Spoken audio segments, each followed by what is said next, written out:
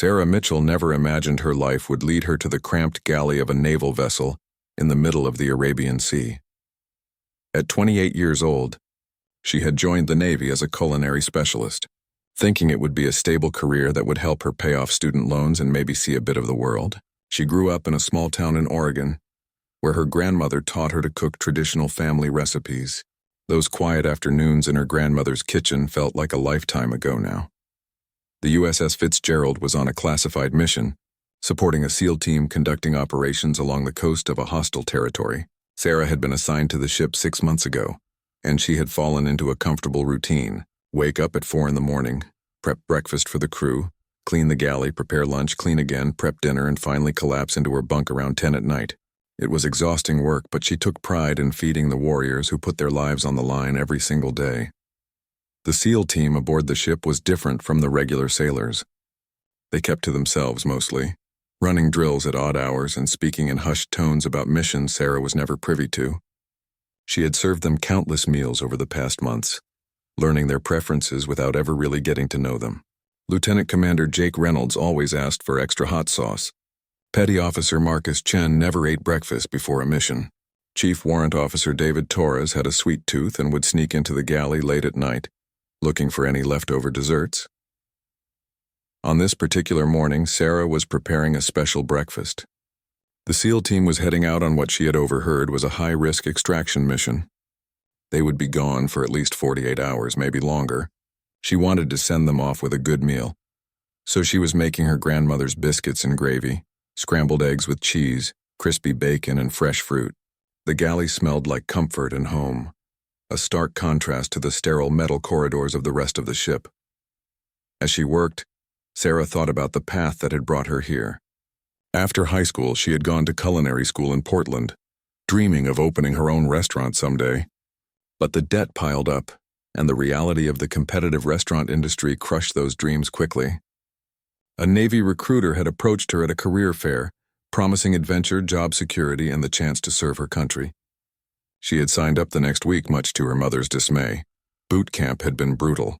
Sarah was not naturally athletic, and the physical demands nearly broke her. But she had a stubborn streak inherited from her father, a logger who had worked in the Oregon forest for 30 years before a falling tree ended his career and nearly his life. She pushed through the pain, the exhaustion, and the drill sergeants who seemed to enjoy making her life miserable. When she finally graduated, she felt a sense of accomplishment she had never experienced before. Her first assignment had been on a destroyer based in San Diego. The work was hard, but she loved being at sea. There was something peaceful about being surrounded by nothing but water and sky, even if she spent most of her time in a windowless kitchen. She made friends among the crew, went on shore leave in exotic ports, and slowly began to feel like she belonged in this strange military world. The transfer to the USS Fitzgerald had come suddenly. They needed someone with her experience to support special operations, and her commanding officer had recommended her. Sarah had been nervous about working so closely with the SEAL teams. She had heard stories about how demanding they could be, how they operated in a different world from regular Navy personnel. But she quickly discovered that they were just men trying to do an impossible job, and they appreciated anyone who made their lives a little easier. The galley door swung open, interrupting her thoughts. Lieutenant Commander Reynolds walked in, his face already painted with camouflage grease. He nodded at Sarah and poured himself a cup of the strong black coffee she always kept brewing. They had developed an unspoken understanding over the months. He never asked her to make anything special, and she always made sure his favorite foods were available when he needed them. "Smells good, Mitchell," he said, his voice rough from lack of sleep. "The guys will appreciate this." Sarah smiled and continued whisking the gravy. "Just trying to make sure you all come back in one piece, sir. Can't have you getting distracted by hunger out there." Reynolds chuckled, a rare sound from the usually serious officer. "We'll do our best. This mission is tricky, but we've handled worse." He paused, studying her for a moment. "You know, you're good at what you do. The team talks about your cooking more than they probably should." The compliment caught Sarah off guard. She was used to being invisible, just another support person keeping the machine running. "Thank you, sir. That means a lot." Over the next hour, the rest of the SEAL team filtered into the galley for breakfast. They ate quickly and efficiently, refueling their bodies like machines preparing for battle. Sarah watched them from her position at the stove, noting the tension in their shoulders, the way they checked and rechecked their gear even while eating. These were men who understood that every mission could be their last. By 8 o'clock, the team had cleared out, heading to the flight deck where helicopters waited to take them to their insertion point. Sarah cleaned the galley, scrubbing every surface until it gleamed. She had learned in the Navy that idle hands led to an idle mind, and an idle mind led to worry. Better to stay busy and not think about the dangers those men were facing. The ship settled into its routine. Sarah prepared lunch for the remaining crew, chatting with the other sailors about nothing important. She made dinner, experimenting with a new recipe for chicken parmesan that came out better than expected. As night fell, she finally retreated to her small quarters, exhausted but satisfied with another day's work completed. She had no way of knowing that everything was about to change, that the routine she had built so carefully over 6 months was about to be shattered, that the skills she thought she would never use were about to become the only thing standing between life and death. As Sarah drifted off to sleep, the SEAL team was walking into a trap that would test everyone aboard the USS Fitzgerald in ways they could never have imagined. The emergency alarm shattered Sarah's sleep at 3 in the morning. She bolted upright in her bunk, her heart racing as the red lights began flashing throughout the ship. For a moment, she was disoriented, confused about whether this was a drill or something real. Then the captain's voice came over the intercom, tight with stress, and she knew this was no exercise. All hands to battle stations. This is not a drill. Repeat, this is not a drill. Sarah threw on her uniform and raced toward her assigned station in the galley. The corridors were chaos as sailors rushed in every direction, some heading to their posts, others carrying equipment she did not recognize. The atmosphere was electric with fear and adrenaline. She had been through drills countless times, but this felt different. This felt real and immediate and dangerous. When she reached the galley, Chief Petty Officer Williams was already there, his face grim. He was the senior enlisted man responsible for the food service division, and Sarah had learned to read his moods over the months. Right now, he looked more worried than she had ever seen him. "Mitchell, listen carefully," he said, gripping her shoulders. "The SEAL team is in trouble. Their operation went sideways, and they've been captured by hostile forces. The enemy somehow tracked them back to us. We've got multiple fast attack boats approaching from the east, and our intelligence says they're planning to board us." Sarah felt the blood drain from her face. The USS Fitzgerald was not a combat vessel in the traditional sense. They had weapons, of course, but their primary mission was support and transport. They were not equipped or trained to repel a determined boarding action. And now, with their SEAL team captured, they had lost their most capable fighters. "What do we do?" she asked, her voice steadier than she felt. "We defend the ship with whatever we've got. The captain is maneuvering to avoid them, but if they get close enough, they'll try to board. I need you to help secure the lower decks. Make sure all hatches are sealed, and nothing can be used as a weapon against us." For the next hour, Sarah worked alongside other crew members to prepare for the unthinkable. They sealed compartments, moved supplies, and tried to fortify positions that were never designed to be defended. The ship's few trained security personnel were spread impossibly thin, trying to cover every potential entry point. Sarah found herself working with a young ensign fresh out of the academy, who looked even more terrified than she felt. The first explosion came at dawn. Sarah was in the main corridor when the ship shuddered violently, throwing her against the bulkhead. The lights flickered, and somewhere below she heard the screech of tearing metal. They had been hit, though she did not know by what. The enemy was here, and they were coming aboard. The intercom crackled to life again, but this time it was not the captain's voice. It was someone speaking in accented English, cold and mocking. "American ship, you will surrender immediately. Your SEAL team is in our custody. Any resistance will result in their execution. You have 5 minutes to comply." Sarah felt her stomach drop. They were going to surrender? They had no choice. The enemy had all the leverage, and the captain could not sacrifice the SEAL team.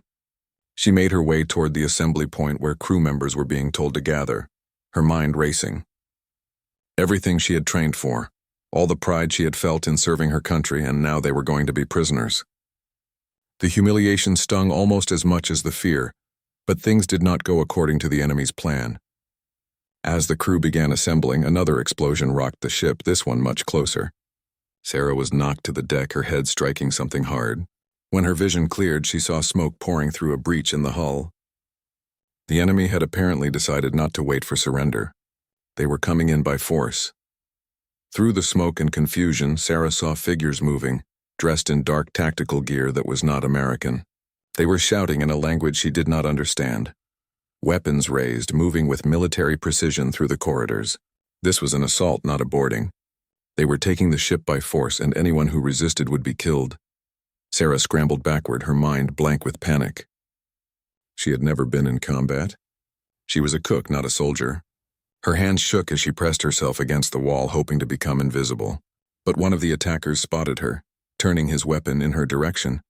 She saw his finger begin to squeeze the trigger, saw her life about to end in this smoke-filled corridor thousands of miles from home. The shot never came. Another crew member, a young gunner's mate named Peterson, tackled the attacker from the side. They struggled briefly before Peterson was thrown against the wall with brutal force. The attacker raised his weapon again, but Sarah did something she had never imagined herself capable of. She grabbed a fire extinguisher from the wall and swung it with all her strength at the man's head. The impact made a sickening sound and the attacker dropped like a stone. Sarah stood there shaking, the extinguisher still in her hands, unable to believe what she had just done. Peterson pulled himself up, blood streaming from a cut above his eye, and stared at her with a mix of shock and gratitude. "Nice hit, Mitchell," he gasped. "Come on, we need to move." "There are more coming." They ran deeper into the ship, away from the main assault. Behind them, Sarah could hear gunfire and screaming as the enemy swept through the vessel.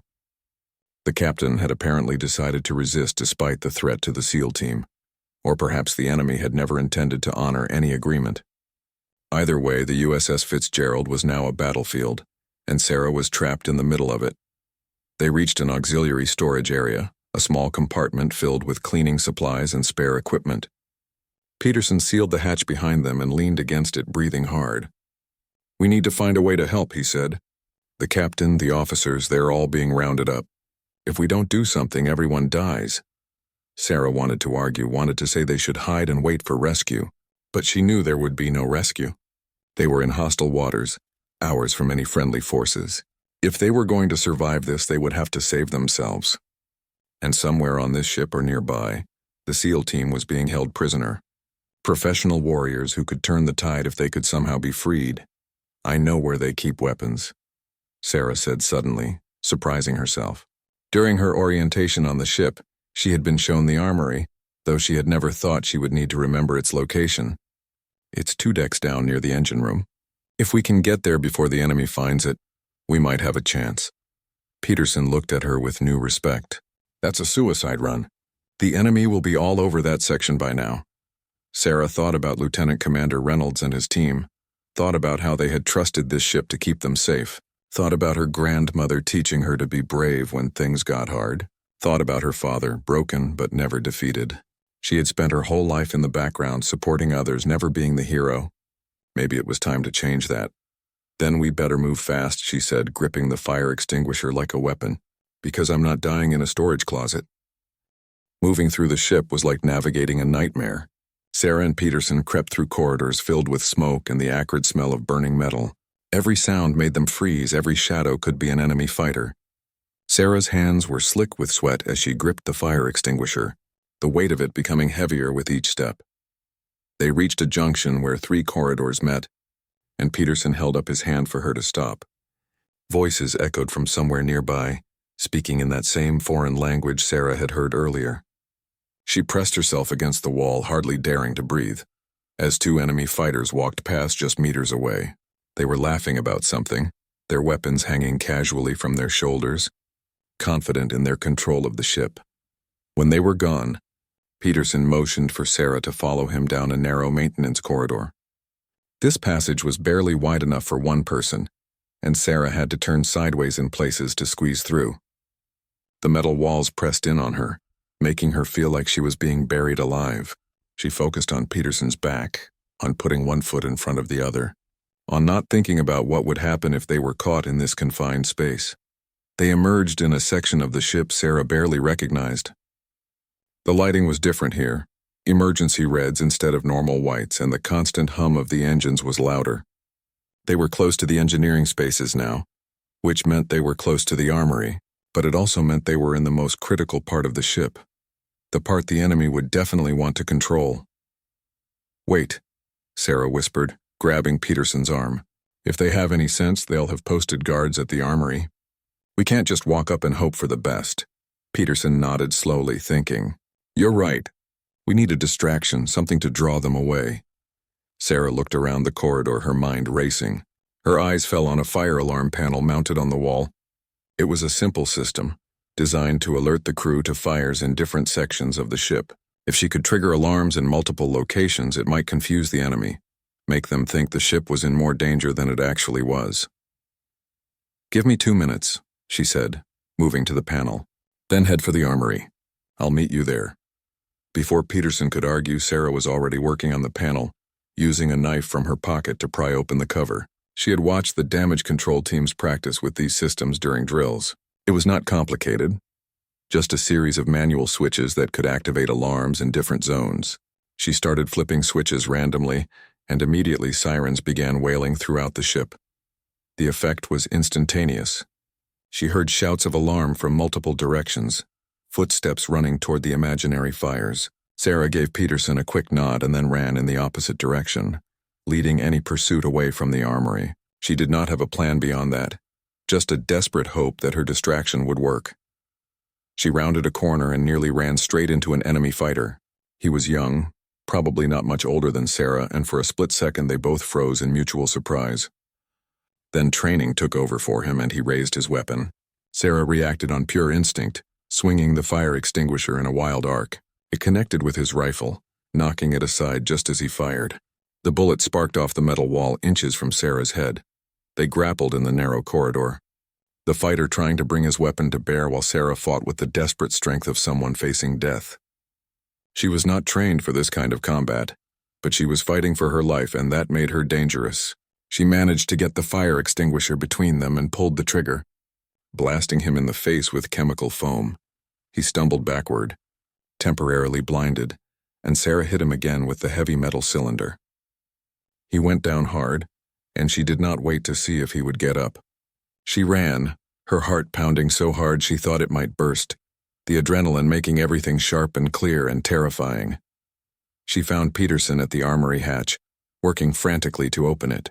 "It's locked with a code," he hissed. "I thought it would just be secured mechanically." Sarah pushed past him, her fingers trembling as she punched in the code she had been told during her orientation. She had never thought she would need it, had barely paid attention when it was given to her. But somehow, miraculously, she remembered. The hatch clicked open. Inside the armory, they found exactly what they needed: rifles, pistols, ammunition, body armor. It was not a huge arsenal, as the ship was not meant for extended combat, but it was more than they had. Sarah grabbed a rifle, checked that it was loaded the way she had been taught in basic training, and slung it over her shoulder. Peterson was already putting on body armor and loading himself down with ammunition. "Now what?" he asked, looking at Sarah as if she had a plan. "We can't take back the ship with just the two of us." Sarah thought about the SEAL team, about how they were trained for exactly this kind of impossible situation. If she could free them, they would know what to do. They would be able to turn this disaster around. But she had no idea where they were being held or how many enemy fighters were guarding them. "We need intelligence," she said, thinking out loud. "We need to find out where they're holding our people, especially the SEAL team. If we can coordinate with any other crew members who are still free, we might have a chance." Peterson nodded toward a communications panel on the armory wall. "That's tied into the ship's internal network. If it's still working, we might be able to contact someone." Sarah moved to the panel and activated it. The screen flickered to life, showing a schematic of the ship. Red indicators showed sections that were compromised, and there were a lot of them. But there were also green indicators, showing areas where the ship's systems were still operational. And in one of those green sections, someone was transmitting an emergency signal. She tuned into the frequency and heard a crackling voice. "This is Lieutenant Hayes in auxiliary control. Is anyone receiving? We have visual on enemy positions and prisoner locations. Repeat. We can see where they're holding our people." Sarah grabbed the microphone with shaking hands. "Lieutenant Hayes, this is Petty Officer Mitchell. I'm in the armory with gunner's mate Peterson. We're armed and ready to help. What's the situation?" There was a moment of shocked silence, then Hayes responded, his voice tight with stress.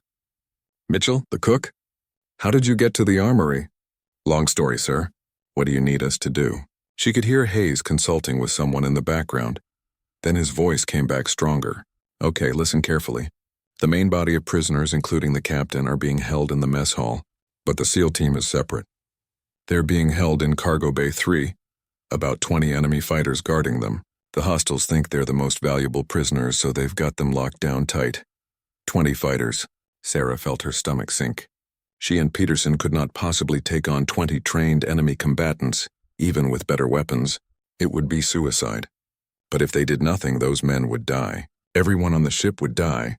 Is there another way into Cargo Bay 3? She asked. Service corridors, maintenance tunnels, anything the enemy might not know about? Hayes consulted his schematics. There's a ventilation shaft that runs above the cargo bay. It's narrow, barely big enough for a person, but it opens into the overhead space. You could potentially get in that way. But Mitchell, you need to understand what you're facing. These are professional soldiers. They're not going to go down easy. Sarah looked at Peterson, saw the fear in his eyes that probably matched her own. They were not heroes. They were just two ordinary sailors who had been thrust into an extraordinary situation. Everything in her wanted to find somewhere to hide, to wait for someone else to save them. But there was no one else. There was just her and Peterson and a ship full of people who would die if they did nothing. Send me the route to that ventilation shaft, Sarah said into the microphone. We're going to get our people back. The ventilation shaft was even smaller than Sarah had imagined. She had to remove her body armor to fit through the opening, keeping only her rifle and a single pistol. Peterson stayed below to create diversions if needed, armed with everything they had taken from the armory. As Sarah pulled herself into the narrow metal tunnel, she felt the walls pressing in on her from all sides. This was worse than any nightmare she had ever experienced. She crawled forward on her elbows and knees, the metal shaft creaking with every movement. Each sound seemed impossibly loud, and she kept expecting enemy fighters to start shooting up through the thin metal below her. But she kept moving, following the route Lieutenant Hayes had transmitted to her mental map. Left at the junction straight for 30 meters, right at the main trunk line, then down into the overhead space above Cargo Bay 3. Sweat dripped into her eyes as she crawled. Her arms burned with fatigue and her knees were scraped raw against the metal. She had never been claustrophobic before, but this cramped tunnel was testing limits she did not know she had. She thought about her grandmother's kitchen, about the wide-open Oregon sky, about anything except the crushing walls around her. After what felt like hours but was probably only 20 minutes, Sarah reached the opening Hayes had described. She peered through a ventilation grate into the cargo bay below and had to suppress a gasp at what she saw. The SEAL team was there, all 12 of them, sitting against one wall with their hands bound behind their backs. They were battered and bloody but alive. Around them, enemy fighters patrolled with automatic weapons, confident and alert. Sarah counted them carefully. 19 visible, which meant at least one more somewhere out of sight. Lieutenant Commander Reynolds looked bad. His left eye was swollen shut, and blood had dried on his face from a cut along his scalp. But his good eye was scanning the room constantly, analyzing, planning. Even captured and beaten, he was thinking about how to fight back. Sarah felt a surge of hope. If she could get weapons to these men, they would do the rest, but how? She studied the cargo bay layout, looking for any advantage. The enemy fighters were positioned well, covering all the obvious approaches. But they were looking at the doors and hatches, not up. They had not considered that someone might come from above. That gave Sarah an idea. A crazy, probably suicidal idea, but an idea nonetheless. She carefully removed her rifle and positioned it near the grate. Then she found her communications device and switched to the frequency Hayes had given her. She transmitted in the softest whisper she could manage. Hayes, this is Mitchell. I'm in position above Cargo Bay 3. I need you to create a massive distraction. Something that will draw some of these fighters away. Can you do that? Hayes responded immediately. We can trigger an explosion in the engine room. Make it look like sabotage or a fire. That should get their attention. How long do you need? Give me 5 minutes to get ready, then blow it. And Hayes, make it loud. Sarah spent those 5 minutes carefully loosening the screws on the ventilation grate. She had to work slowly and quietly, using the edge of her knife to turn each screw a fraction at a time. The metal was old and corroded, which helped, but every tiny squeak made her freeze in terror. Below her, the enemy fighters continued their patrols, completely unaware of the threat hanging above their heads. With 1 minute to go, Sarah positioned herself for what came next. She had the grate loose enough to kick free when needed. Her rifle was loaded and ready, extra magazines within reach. She had also found 2 stun grenades in her gear, taken from the armory without really thinking about why. Now she was grateful for that impulse. The plan forming in her mind was insane, but it was the only chance they had. The explosion when it came was magnificent. The entire ship shuddered and alarms began screaming throughout all the corridors. Sarah felt the vibration through the metal shaft, so powerful she thought the whole structure might collapse. In the cargo bay below, chaos erupted. Half the enemy fighters ran for the exit, shouting into radios, convinced the ship was under new attack or falling apart. That left 10 fighters in the bay. Still too many, but better odds. Sarah did not give herself time to think. She kicked the grate free, pulled the pins on both stun grenades and dropped them into the cargo bay. Then she turned her face away and covered her ears. The dual explosions were deafening even with her precautions. The flash was brilliant enough to see through her closed eyelids. Below her, men screamed in confusion and pain. Sarah swung her legs through the opening and dropped the 3 meters to the floor, landing in a crouch and immediately bringing her rifle up. The scene was chaos. Enemy fighters staggered around, temporarily blinded and deafened by the grenades. The SEAL team members were affected too, but they had seen Sarah's shadow moving above them and had time to close their eyes. Now they were struggling against their bonds, desperately trying to free themselves while they had this tiny window of opportunity. Sarah fired at the nearest enemy fighter, her hands shaking so badly she nearly missed despite being only a few meters away. The bullet caught him in the shoulder and spun him around. She fired again, and this time he went down. She had never shot anyone before, had barely qualified with a rifle in basic training. But desperation made her effective. An enemy fighter recovered enough to point his weapon at her. Sarah dove behind a cargo container just as bullets tore through the space where she had been standing. She was pinned down, outgunned, and completely terrified. This was not going to work. She was going to die here, and the SEAL team would remain captured and everyone on the ship would be killed or imprisoned.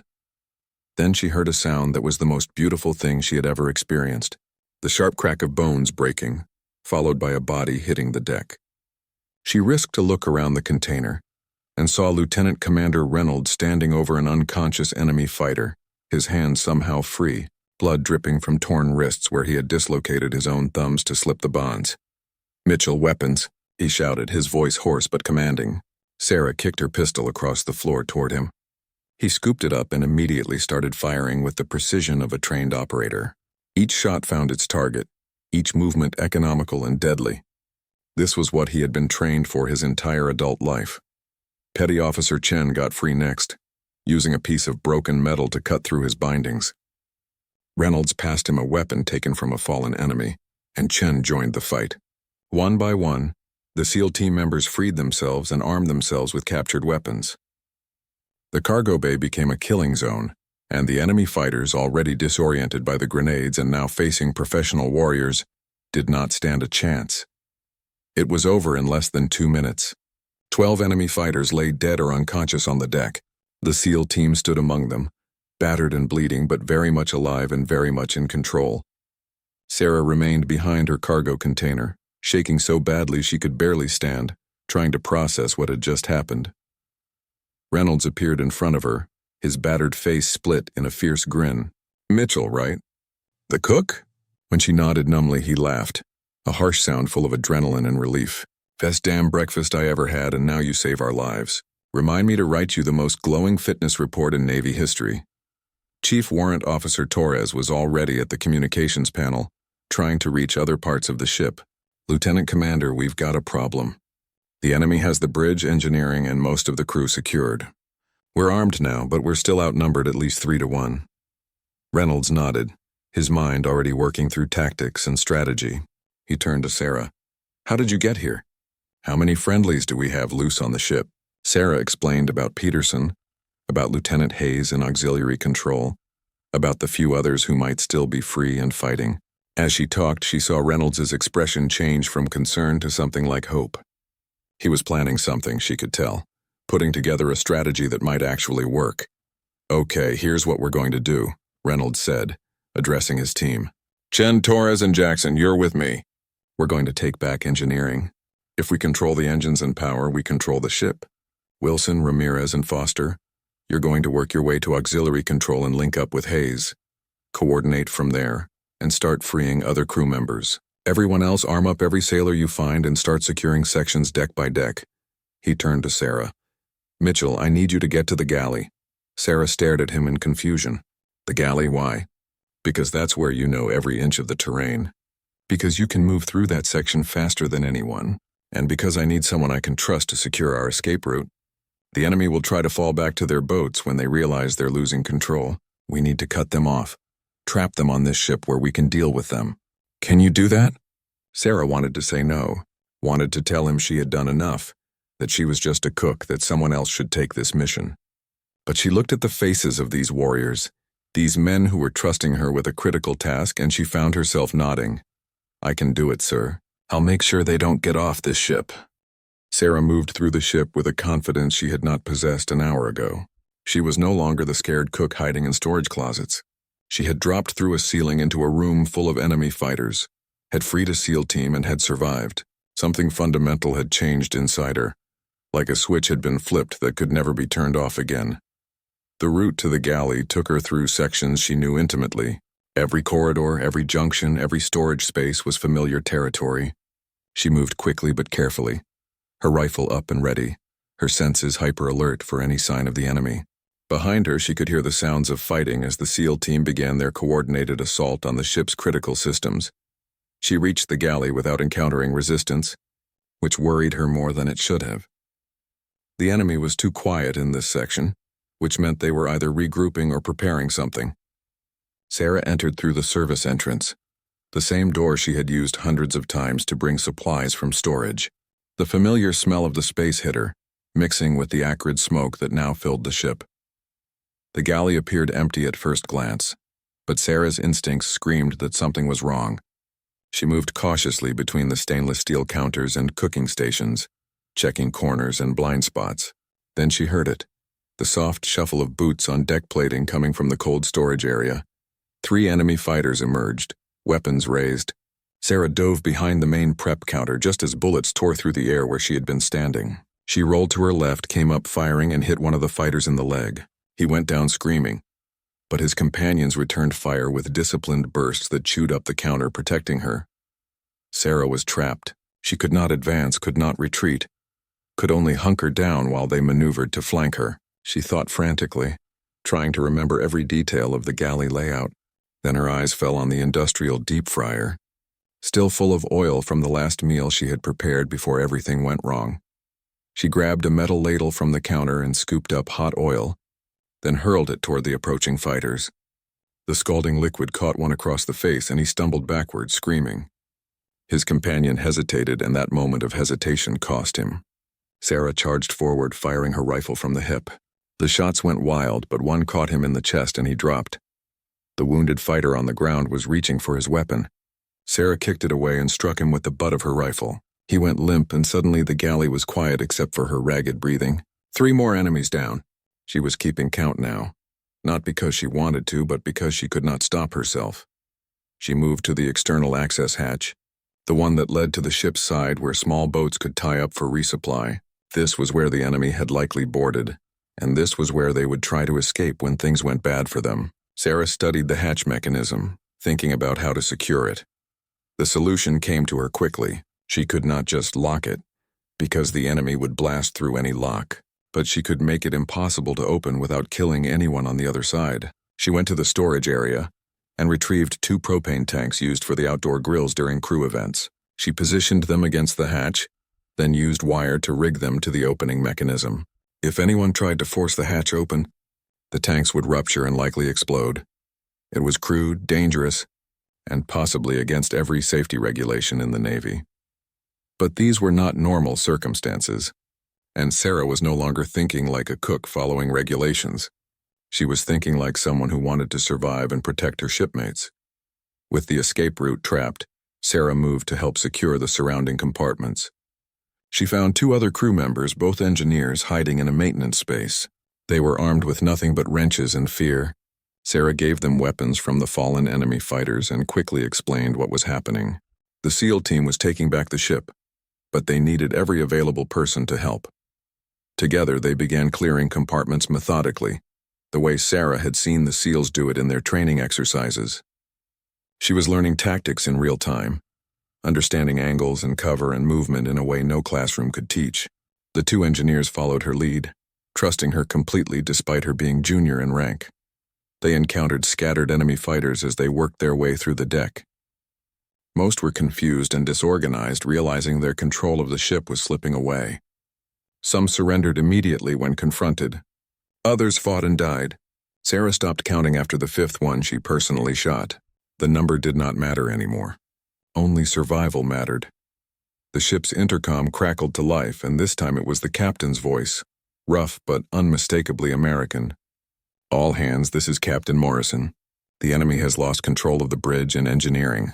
All crew members are to secure your positions and begin retaking the ship deck by deck. Do not let these bastards reach their boats. I repeat, cut off all escape routes." A ragged cheer went up from throughout the ship. Sarah felt tears sting her eyes, a release of tension she had been holding since this nightmare began. They were winning. Against all odds, a support vessel with most of its fighters captured, they were actually winning. But the fighting was not over. The enemy forces, realizing they were trapped, became desperate. Sarah and her small team encountered heavy resistance near the main corridor leading to the boat deck. The enemy had set up a defensive position, and they were firing on anyone who tried to approach. Sarah studied the situation, her mind working through options. She could not flank them through the main corridors, they had those covered. But there was a service passage, narrow and cramped, that ran parallel to the main route. She had used it countless times to move supplies without getting in the way of regular traffic. The enemy would not know about it. She explained her plan to the engineers. They would create noise and distraction at the main approach, making the enemy think an assault was coming from that direction. Meanwhile, Sarah would use the service passage to get behind them. It was risky, but every option was risky now. Sarah entered the service passage alone, moving in a crouch through the narrow space. She could hear the enemy fighters just meters away on the other side of the thin metal wall, could hear them shouting to each other in their own language. She understood the tone if not the words. They were scared and angry, trapped animals fighting for survival. She emerged from the passage behind their position, in a small alcove they had not bothered to secure. There were 4 of them, focused entirely on the threat they expected from the front. Sarah took a deep breath, steadied her shaking hands, and opened fire. She hit 2 before they even realized she was there. The other 2 spun toward her, and for a terrible moment Sarah thought she had miscalculated, that she was about to die in this cramped corridor. Then gunfire erupted from the main approach as the engineers joined the fight. Caught between 2 directions, the remaining enemy fighters went down quickly. Sarah slumped against the wall, exhausted beyond anything she had ever experienced. Her ears rang from the gunfire. Her hands were covered in blood she could not remember getting, and her entire body shook with adrenaline crash. But the corridor was secure. The route to the boat deck was open. Lieutenant Commander Reynolds appeared with his team, moving fast and efficient through the cleared corridor. He stopped when he saw Sarah, took in her condition with a trained eye, and put a hand on her shoulder. "Mitchell, you did good. Better than good. You're a natural at this." Sarah wanted to laugh at the absurdity of being told she was good at combat by a SEAL officer. Instead, she just nodded weakly. "The galley is secured, sir. I trapped the main boat access. If they try to leave that way, they're going to have a very bad day." Reynolds grinned, that fierce combat smile she was starting to recognize. "Outstanding initiative. Come on, we're finishing this now. The enemy commander is holed up in the mess hall with the last of his fighters and our crew as hostages. We're going to end this and get our people back." Sarah forced herself to stand straight, to ignore the exhaustion and fear and overwhelming desire to just sit down and never move again. There were still people who needed help, still a mission to complete. She had come this far, survived this much. She could keep going a little longer. As they moved toward the mess hall, Sarah thought about how much had changed in just a few hours. She had gone from a cook preparing breakfast to a combat veteran taking back a ship from hostile forces. She had killed people, saved lives, and discovered capabilities she never knew she possessed. The old Sarah, the one who just wanted to serve her time and maybe open a restaurant someday, felt like a distant memory. The firefight at the mess hall was brief, but intense. The enemy commander refused to surrender, apparently preferring death to capture. The SEAL team gave him that option, moving with lethal efficiency through the space. When it was over, the remaining enemy fighters threw down their weapons, their will to fight finally broken. The crew members who had been held hostage emerged, shaken but alive. Captain Morrison was among them, his uniform torn and bloodied, but his bearing still proud. He surveyed the scene, taking in the freed prisoners, the defeated enemy, and the mixed. The sun was rising over the Arabian Sea when Sarah finally made it back to the galley. The ship was secured, the enemy fighters either dead or in custody, and friendly forces were inbound to provide support and medical assistance. But Sarah could not rest yet. Something pulled her back to the space that had been her domain for 6 months, the place where this nightmare had begun. The galley was a disaster. Bullet holes stitched across the walls, equipment destroyed, blood staining the deck where she had fought. But it was still her galley, and Sarah found herself automatically starting to clean up. It was absurd, really, worrying about tidiness after everything that had happened. But the familiar routine gave her something to do with her shaking hands, a way to process the impossible events of the past hours. She was scrubbing blood off the prep counter when Captain Morrison found her. He stood in the doorway for a long moment, just watching her work. When he finally spoke, his voice was gentle in a way she had never heard from him before. "Mitchell, what are you doing?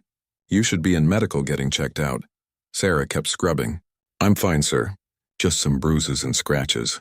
Others need the medical attention more than I do." She paused, staring at the pink-tinted water in her bucket. "Besides, I needed to see if anything could be salvaged. The crew will need to eat eventually, and most of our supplies are here." Morrison walked into the galley and took the scrub brush from her hands. "Sarah, stop. Just stop for a minute and look at me." When she finally met his eyes, she saw something there she could not quite identify. Pride, maybe, or respect. "What you did today goes beyond anything I could have expected from any member of this crew." Lieutenant Commander Reynolds told me everything. The armory, the ventilation shaft, freeing the SEAL team, securing the galley and the escape routes. "You saved this ship and everyone on it." Sarah felt tears start to fall, the emotional dam finally breaking. "I was just trying not to die, sir. I was so scared the whole time. I still am. Every time I close my eyes, I see those men I shot. I hear the sounds. I don't think I'll ever be able to forget." Morrison pulled up a stool and sat down, gesturing for her to do the same. When she did, he looked at her with the weight of his own experience behind his words. "You won't forget, and that's okay. What you experienced today is something no training can really prepare you for.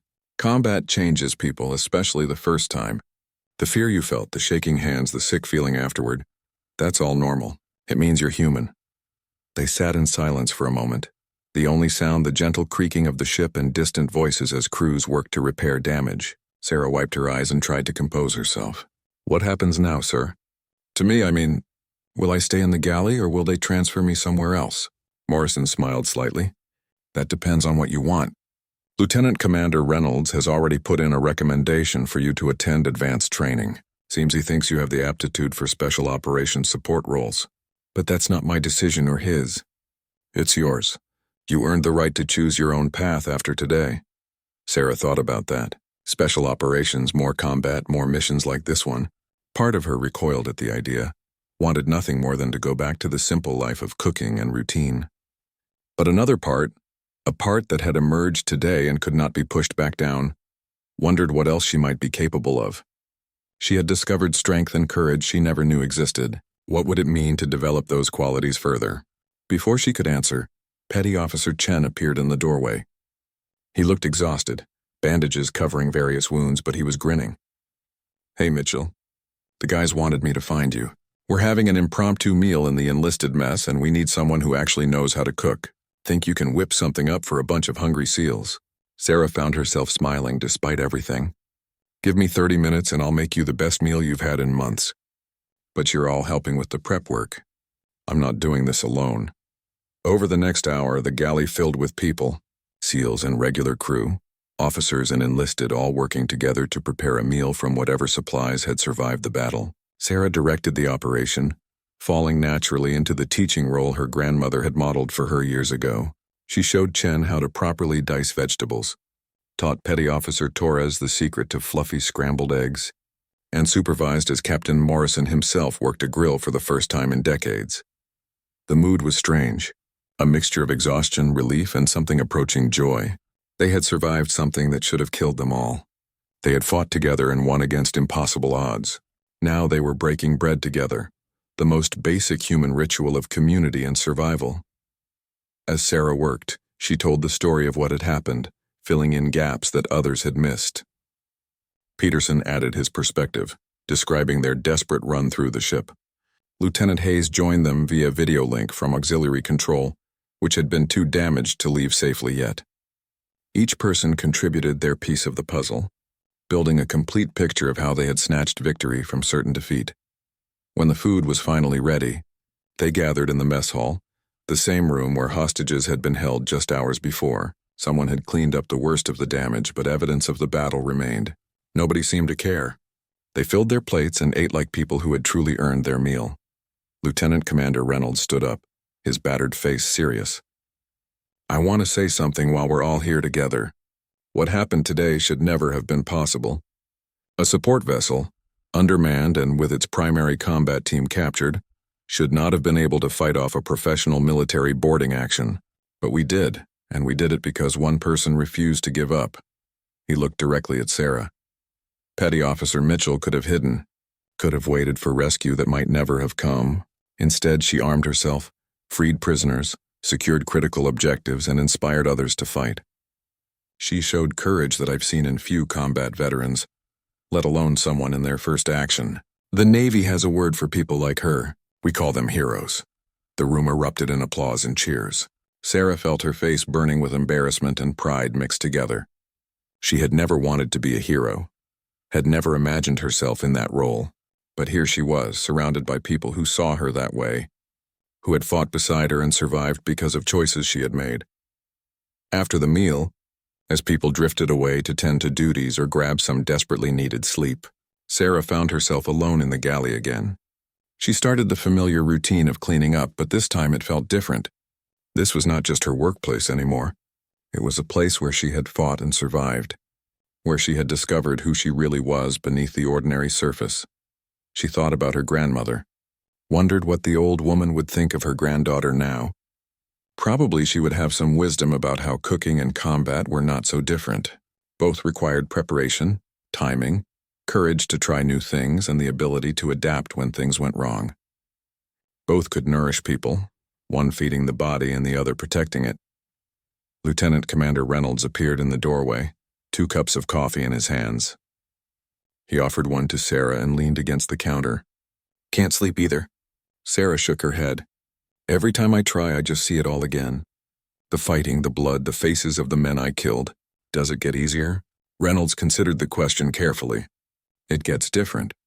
You learn to live with it, to put it in a box in your mind where you can function. But easy? No, it never gets easy. The day it becomes easy is the day you should worry about who you've become." They drank their coffee in comfortable silence, 2 warriors processing trauma in their own ways. Finally, Reynolds spoke again. "I meant what I said about the recommendation. You have real talent for this kind of work. Not just the fighting, but the thinking under pressure, the ability to inspire others, the tactical awareness. Those are gifts that can't really be taught." Sarah smiled sadly. "I never wanted to be a warrior. I just wanted to cook, to make people happy with food.